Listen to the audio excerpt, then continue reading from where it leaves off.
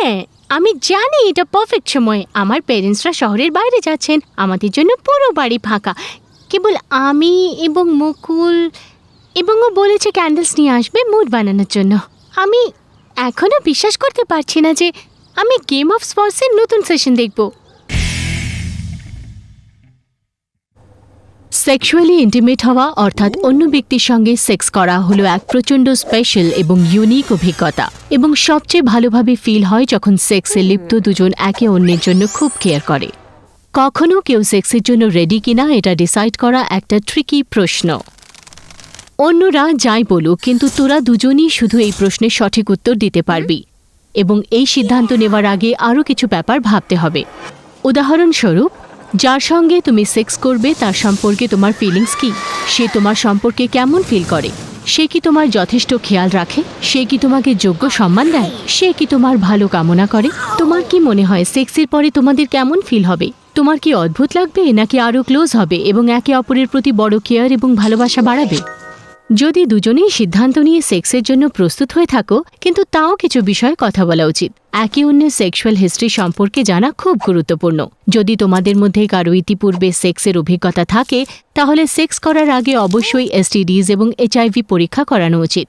এছাড়া এই বিষয়টি জানার পরে অবশ্যই সঠিক প্রোটেকশন নেওয়া উচিত। তুমি কি কন্ডোম ব্যবহার করবে, বার্থ কন্ট্রোল করবে, না দুটোই? এগুলো কোথায় পাবে এবং কখন নেবে?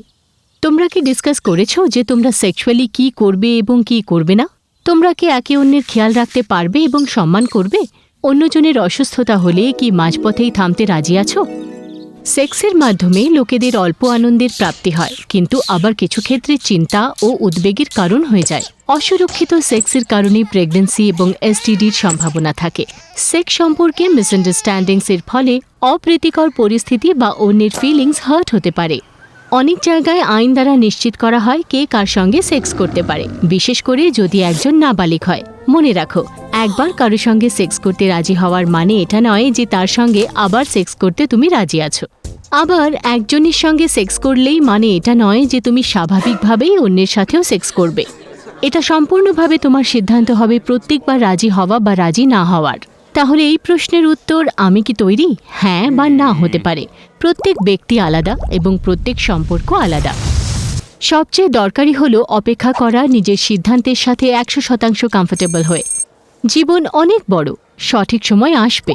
যখন আসবে তখন তুমি তৈরি থাকবে। মাই গড, এটা ছিল অতুলনীয়। আমি খুশি যে আমি মুকুলের সাথে এটা করেছি। ও তো দারুণ পার্টনার। এরপর আমরা সারা রাত জেগে পুরো সিজনটা বিঞ্জ করে ফেলেছিলাম। আমি বিশ্বাস করতে পারছি না যে নতুন সিজনের জন্য আমাকে এত দিন অপেক্ষা করতে হবে। ঠিক আছে, আবার দেখা হবে। আর হ্যাঁ, teenbook.in বা amaze.org বা আমার ইউটিউব চ্যানেলে আমার সাথে অবশ্যই দেখা করবে। বাই।